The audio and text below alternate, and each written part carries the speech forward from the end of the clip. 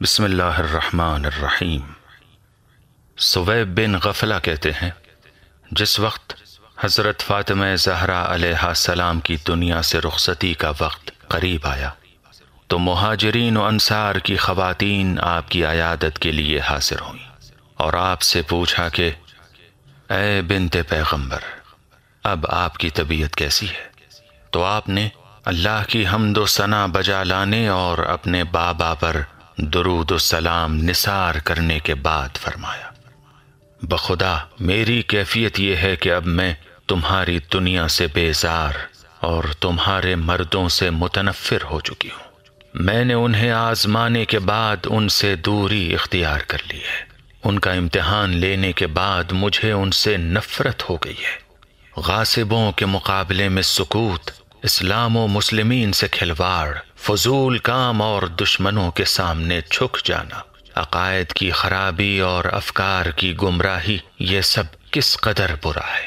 یقیناً ان کے نفوس نے اپنے مستقبل کے لیے بہت برا انتظام کیا ہے، جس کے سبب اللہ ان پر غضبناک ہو گیا اور وہ ہمیشہ کے لیے عذاب میں گرفتار ہو گئے۔ تو پھر ہم نے بھی ان کی لگام خود ان کی گردن پر ڈال دی اور انہیں ان کے حال پر چھوڑ دیا۔ ذلت کا صحرا انہی کے سر باندھ دیا۔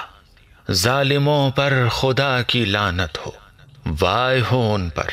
آخر انہوں نے کس طرح خلافت کو رسالت کے مضبوط قلعے سے، نبوت و ہدایت کی مستحکم بنیادوں سے، جبریل کے مقام نزول سے، دینی و دنیاوی امور سے آشنا ہستیوں سے جدا کر دیا۔ آگاہ ہو جاؤ کہ کھلا ہوا خسارہ یہی ہے۔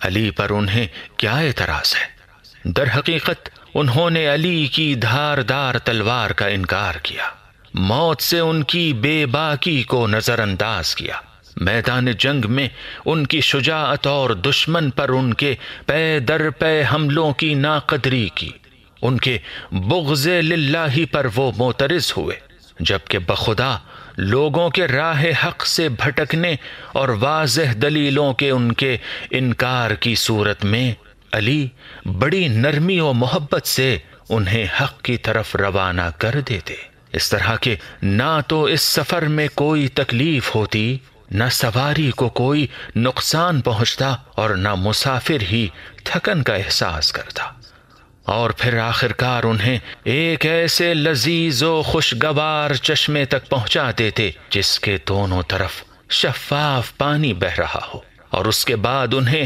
خوب سیراب کر کے واپس اپنی منزل کی جانب لے آتے، اور وہ علی کو ہر حال میں اپنا مخلص اور خیر خواہ پاتے۔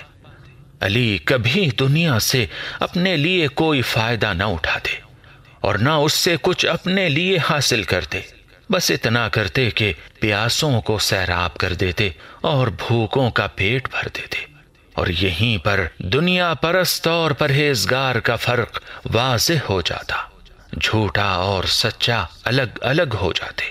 اور اگر ان بستیوں کے باشندے ایمان لاتے اور پرہیزگاری اختیار کرتے تو ہم ان پر آسمان و زمین کی برکتوں کے دروازے کھول دیتے، لیکن انہوں نے جھٹلایا، لہذا ہم نے ان کو ان کے کرتوتوں کی پاداش میں پکڑ لیا۔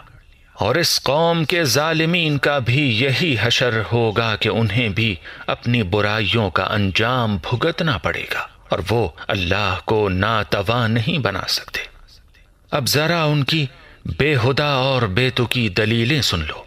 دنیا وقت گزرنے کے ساتھ ساتھ تمہیں بڑی حیرت انگیز چیزیں دکھاتی ہے۔ تعجب کی بات اگر ہے تو ان کی باتوں پر تمہیں تعجب ہونا چاہیے۔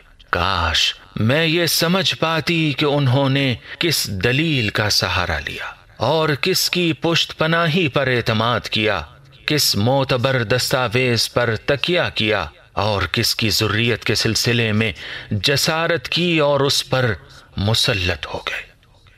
واقعی بہت برے مددگار اور بہت برے مونس و ہمدم ہیں، ظالموں کے لیے بڑا ہی برا بدل ہے۔ یہ لوگ بزرگوں کے بجائے تابع داروں کے پیچھے چل پڑے، بازوؤں کے بجائے دم کو تھام لیا۔ جو لوگ برا کرتے ہوئے یہ سمجھتے ہیں کہ بہت اچھا کر رہے ہیں، ان کی ناک کو زمین پر رگڑ دیا جائے گا۔ ہوشیار کہ یہی لوگ فسادی ہیں مگر انہیں شعور نہیں۔ وائے ہو ان پر! آخر انہوں نے یہ نہیں سوچا کہ حق کی طرف رہنمائی کرنے والا پیروی کا زیادہ حقدار ہے یا وہ کہ جو خود اپنی ہدایت کے لیے دوسروں کا محتاج ہو۔ تمہیں ہو کیا گیا ہے؟ تم کیسا فیصلہ کرتے ہو؟ میری جان کی قسم، خلافت کی اونٹنی حاملہ ہو چکی ہے اور تم انتظار کرو، بہت جلد وہ اپنا بچہ جنے گی، پھر تم اس سے دودھ کے بجائے خون تازہ اور مہلک زہر دوہو گے۔ یہی وہ وقت ہوگا کہ جب باطل کے طرفدار خسارہ اٹھائیں گے اور پیچھے چلنے والے لوگ اپنے رہبروں کی کارستانیوں کو سمجھ جائیں گے۔ اب جاؤ، اپنی دنیا میں مگن ہو جاؤ اور آنے والے سخت امتحان کے لیے تیار رہو۔ اب دھاردار تلواریں، خونخوار ظالموں کا تسلط، بے پناہ مشکلات، ستمگروں کا ظلم و استبداد تمہیں مبارک ہو۔ یہ سب تمہارے مال و دولت کو تباہ اور تمہاری آبادی کو برباد کر دیں گے۔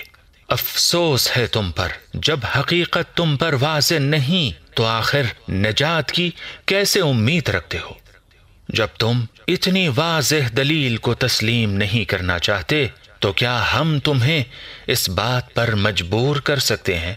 سویب بن غفلہ کہتے ہیں کہ ان خواتین نے جب اپنے گھروں کو لوٹ کر اپنے مردوں سے جناب سیدہ کی گفتگو کا ذکر کیا تو کچھ مہاجرین و انصار بنت نبی سے معافی مانگنے کی غرض سے آپ کی خدمت میں حاضر ہوئے اور کہنے لگے کہ اے سیدہ عالم، اگر بیعت سے پہلے علی نے ہم سے خلافت کے سلسلے میں بات کی ہوتی تو ہم انہیں چھوڑ کر کسی اور طرف کبھی نہ جاتے۔